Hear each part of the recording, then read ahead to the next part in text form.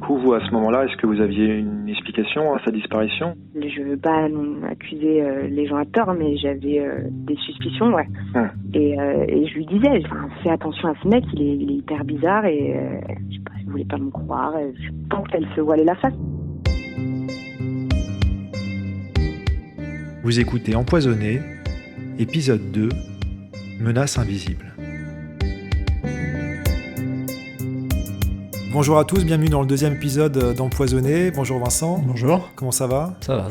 Alors la semaine dernière, on avait commencé à enquêter sur cette série de disparitions de lycéennes dans l'Essonne, au milieu des années 2000, dans des circonstances assez troublantes vu que tout avait comme point commun d'avoir développé, juste avant leur disparition, des symptômes inexpliqués, allant, selon les versions, des vomissements aux hallucinations. Oui, donc on avait retrouvé ce sujet de JT de 2004 qui parlait de la disparition d'une lycéenne et les circonstances qui étaient décrites dans le reportage étaient à peu près proches de nos souvenirs, enfin en tout cas d'une version de nos souvenirs, quoi. C'est-à-dire qu'elle était clouée au lit, elle avait des vomissements, donc elle était chez elle seule, puis elle a disparu. Oui. Pour nous, ça ressemblait vraiment à ce qu'on avait entendu. Malheureusement, on n'avait pas trouvé le suivi à cette histoire. Par contre, on avait retrouvé, grâce aux infos qu'on avait, le blog de l'époque de Sidonie, qui était d'ailleurs un Skyblog, pour être exact. Un Skyblog, pour ceux qui ne connaissent pas, c'était une plateforme de blogging lancée par Skyrock. C'était un petit peu l'ancêtre des réseaux sociaux, une sorte d'équivalent de MySpace. Oui. On pouvait écrire des articles, laisser des commentaires, poster des vidéos, de la musique. C'était pas mal utilisé à cette époque-là, un peu moins maintenant, je pense. Beaucoup moins maintenant, ouais. En tout cas, Sidonie, comme beaucoup d'adolescentes de l'époque, avait le sien, et elle l'a mis à jour pendant plusieurs mois, jusqu'à quelques jours avant sa disparition. À partir de ce blog, qui ressemble à un journal intime, nous avons essayé d'établir un portrait de Sidonie. Voir s'il était possible de mieux la connaître et, qui sait, trouver des éléments de réponse expliquant sa disparition. Nous sommes en 2004, la jeune lycéenne est en terminale. Sur une période d'1 an, elle va partager son quotidien, ses passions comme le rock alternatif et ses états d'âme. On y découvre une adolescente idéaliste, un peu naïve, déjà révoltée contre les injustices du monde qui l'entoure. Alors qui était Sidonie, et surtout, que lui est-il arrivé ? Ce blog, justement, on va essayer de le décrypter un peu. Alors, il y a plus d'une centaine de messages, donc pas tous très intéressants, donc on va pas tous les lire. Mais pour vous donner une idée, dans la même semaine, elle peut nous parler d'une sortie scolaire dans un message, d'une dispute avec une amie dans un autre, entre deux citations philosophiques. Il y a vraiment à boire et à manger, mais on a quand même essayé de se plonger dedans en essayant de voir si on trouvait pas des indices expliquant sa disparition. Oui, des éléments qui décrivaient son quotidien et peut-être, des personnes qu'elle avait rencontrées, des états d'âme particuliers qui expliqueraient peut-être une fugue ou quelque chose comme ça. Oui, d'ailleurs, sur la fugue, toi, est-ce que tu as trouvé des messages qui laissent penser un peu à cette théorie ? Non, rien de particulier. Enfin, c'est difficile parce que un adolescent, il peut fuguer sans avoir de signes ou quoi. Ouais. Ça peut être un truc assez spontané, une réaction à une querelle qui se passe, qui n'était pas forcément préméditée ou quoi. Donc en tout cas, on n'a pas vu de conflit ouvert avec ses parents. J'ai pas trouvé non plus de message allant dans ce sens. Elle a effectivement un petit coup de mou, j'ai noté en 2003. Ces messages sont un peu plus négatifs. Elle se plaint un peu plus des cours, le fait de ne pas trouver de copains, etc. Mais bon, ça dure pas très longtemps. Ouais. Alors dans le blog, on apprend aussi que Sidonie est en terminale, donc ça on le savait, mais qu'elle est dans un lycée privé à Évry, le lycée Notre-Dame de Sion, qui, comme son nom l'indique, c'est un lycée catholique. Vincent. Ouais, c'est un des lycées privés. Là, il y a plusieurs lycées publics dans la ville qui n'ont pas forcément une bonne réputation, des fois à juste titre, des fois qui sont plutôt bien, mais voilà. Oui. Certains parents choisissent de mettre leur gamin dans ce lycée privé. Ça les rassure un peu, quoi. En tout cas, ça dit rien sur les élèves, sur leur pratiques religieuses, ils ne sont pas forcément catholiques. Non, parce que même s'il y a des aspects catholiques à l'enseignement, on peut aller dans ces lycées pour la qualité de l'enseignement, parce qu'on n'est pas pris ailleurs, parce que c'est plus proche de la maison. Il y a tellement de raisons d'y aller qu'on ne peut pas vraiment, juste avec cette information, déterminer quoi que ce soit. Je dis ça parce qu'en lisant le site du lycée Notre-Dame de Sion, ça explique que l'établissement fonde ses valeurs éducatives sur celles de l'Évangile et de la Charte internationale des écoles Notre-Dame de Sion. Bon, déjà, je ne savais pas que c'était une franchise.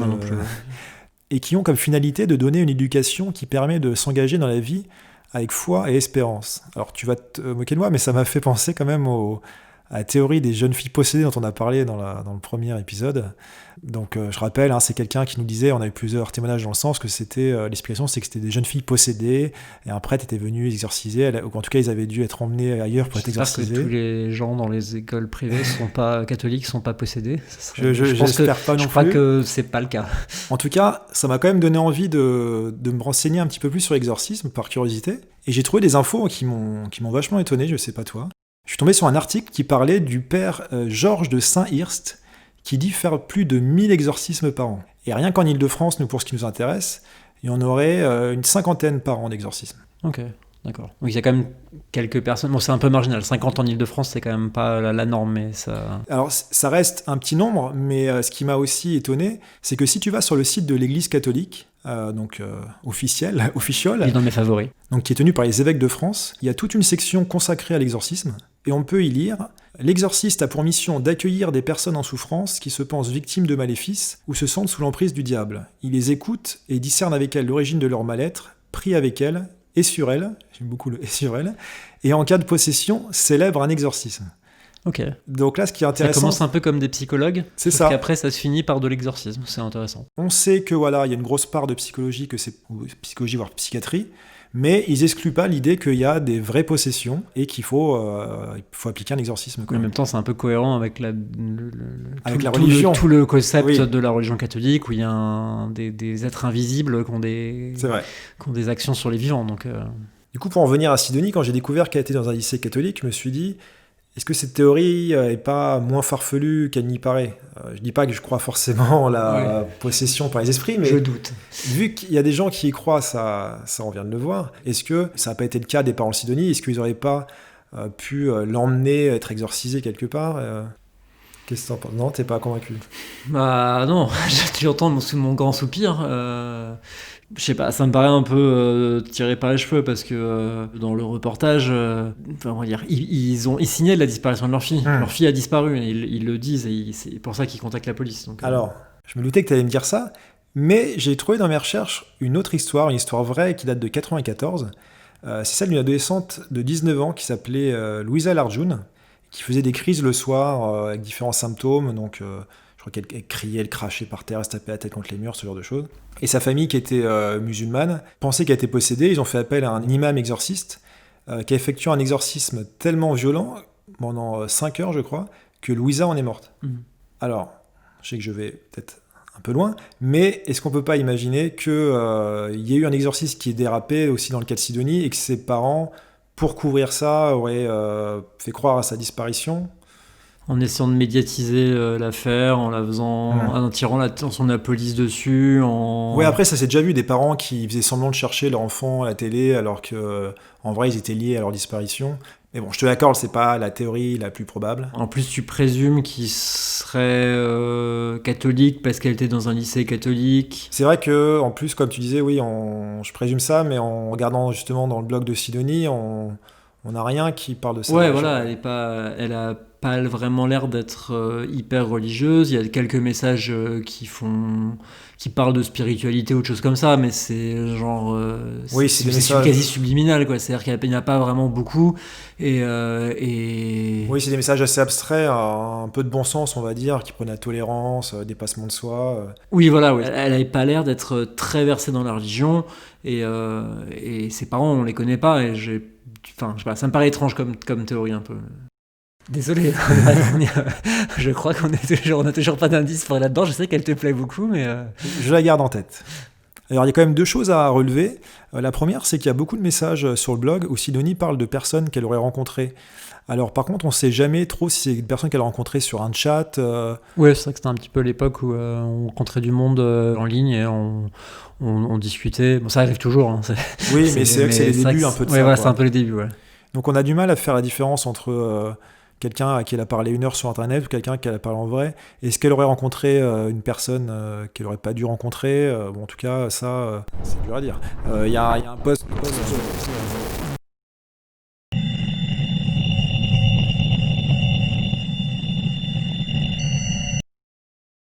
de janvier 2004 où elle écrit « J'ai fait une super rencontre récemment. Je sais pas où ça va aller, mais je me suis jamais senti comme ça.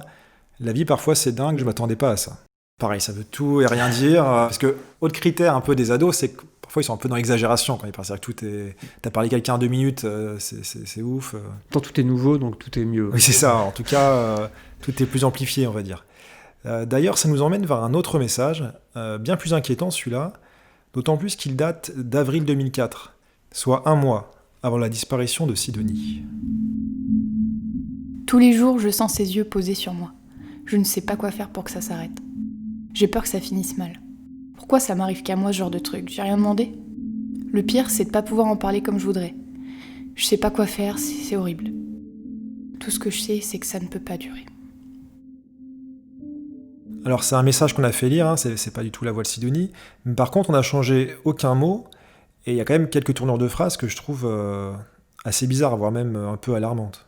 Oui, notamment le fait qu'elle puisse pas en parler. Ça veut dire peut-être déjà qu'elle sait que c'est pas un journal intime et qu'elle peut pas tout mettre sur son site. En tout cas, c'est peut-être un indice pour... Si on voit pas, s'il n'y a pas d'indices ou quoi sur ce site, c'est aussi peut-être parce qu'elle ose pas les mettre. Moi, le message qui me fait peur dedans, c'est quand elle dit « j'ai peur que ça finisse mal ». Oui. Bon, après, c'est pareil, c'est toujours la même chose, c'est une adolescente, on a tendance un petit peu à cet âge-là à amplifier, à en faire un peu des caisses parfois sur des choses qui ne méritent pas. Mais surtout quand on sait que le message date d'1 mois avant sa disparition, bah ça prend un peu notre tournure, on se demande est-ce que c'est lié, quoi. Oui, c'est clair. Donc je suis quand même allé voir les commentaires du post pour voir si elle s'expliquait un peu plus, mais j'ai rien trouvé. Il y a quelques messages de soutien un peu vagues de gens qui disent allez, courage, plus un soutien moral lambda, on va dire, et des gens qui lui demandent des explications, mais Sidonie, non, elle dira rien de plus.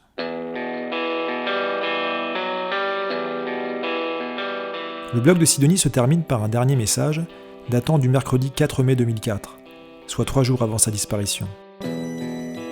Sur celui-ci, assez banal, la lycéenne poste les paroles d'une chanson de Placebo, dont le refrain « Soulmates never die » signifie « Les âmes sœurs ne meurent jamais ». Sidonie s'adressait-elle à quelqu'un en particulier ? Mystère. C'est sûrement le message qui nous a le plus touchés. Pas tant par son contenu que par ses commentaires.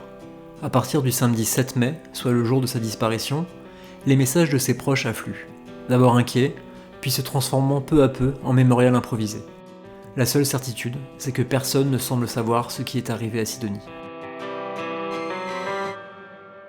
Alors, faute d'indices importants, on s'est demandé quand même si son blog pouvait pas nous servir au moins à retrouver un de ses proches, en tout cas quelqu'un qui aurait peut-être des informations plus récentes sur ce qui lui est arrivé. Oui, une amie dont elle parle dans son blog, un cousin dont elle a une photo, enfin quelqu'un qu'elle connaît, quoi.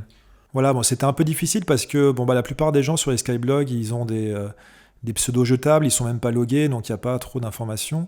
Mais il y a quand même une amie qu'elle mentionne souvent, c'est Audrey. Et elle-même avait un skyblog sous le nom de Audrey Loves Legolas. Donc comme son nom l'indique, c'est...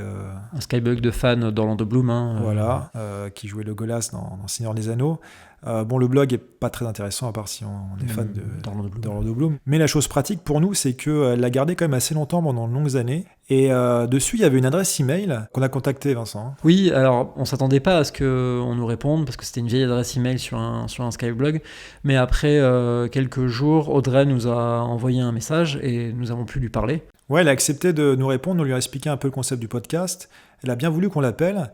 Et vous allez voir que c'est intéressant parce qu'elle nous parle d'une piste qu'on n'avait pas du tout envisagée. Audrey, bonjour. Bonjour. La première question qu'on a envie de vous poser, c'est est-ce que vous avez des nouvelles de Sidonie depuis sa disparition ? Non, j'ai aucune nouvelle. J'ai pas parlé à ses parents depuis un moment.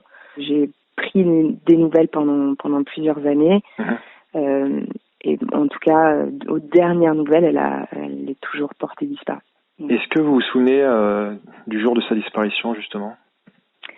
Alors, depuis le mail que vous avez envoyé, j'ai essayé de me souvenir pour pouvoir vous répondre avec le plus de précision possible, mais je vous avoue que ça reste quand même assez flou. C'était il y a 15 ans, donc... Oui, bien sûr.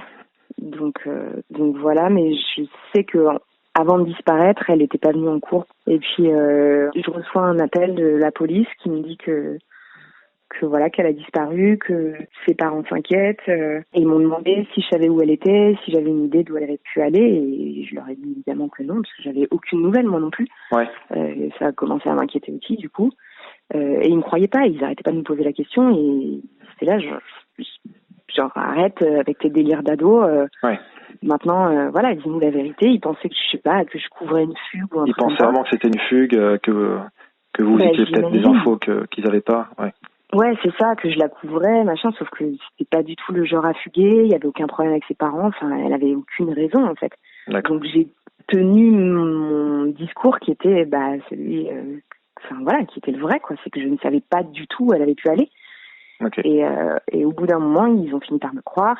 Et là, j'ai senti que, ils se sont dit, ok, il s'est passé un truc plus grave que ce qu'on pense. Voilà. Et du coup, vous, à ce moment-là, est-ce que vous aviez une explication à sa disparition ou pas du tout? Vous étiez aussi perdu que la police?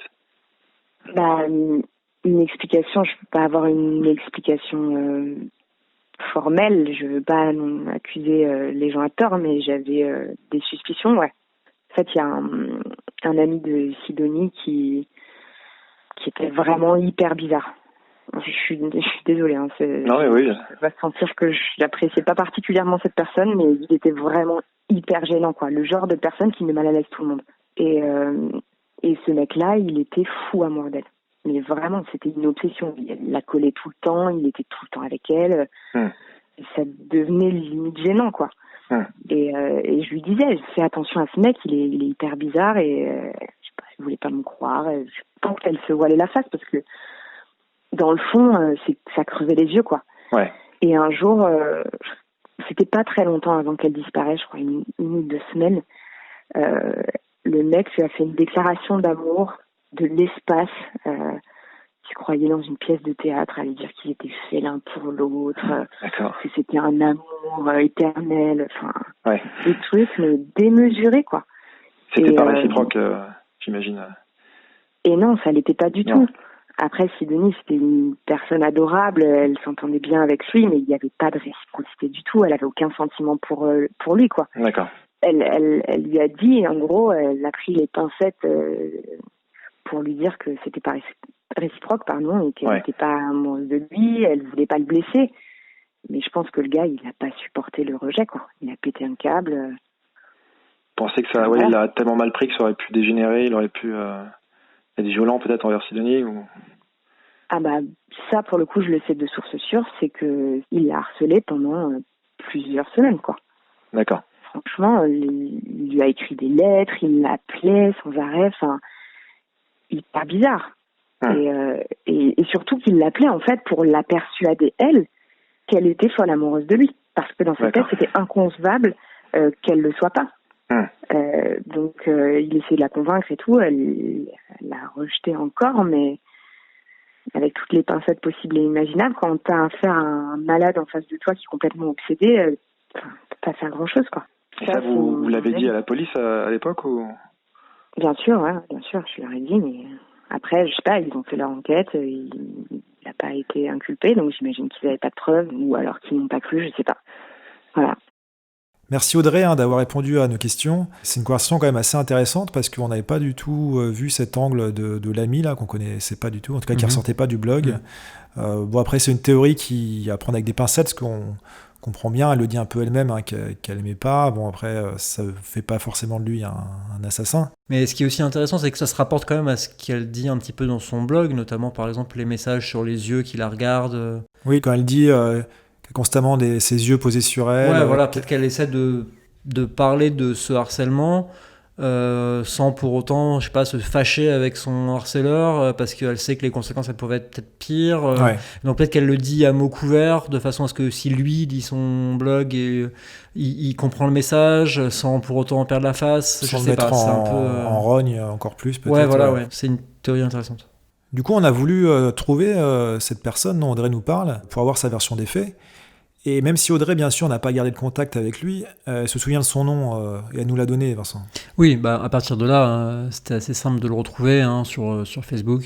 On a trouvé quelqu'un qui avait le même nom, le même prénom, même ville d'origine. Oui, c'était marqué Évry. Ouais, Évry. L'âge correspondait. Du coup, on lui a envoyé plusieurs messages, mais là, contrairement à Audrey, nous, on n'a eu aucune réponse. Et bon, on a tenté un peu le tout pour le tout. On a trouvé un CV en ligne avec ses coordonnées et on l'a appelé.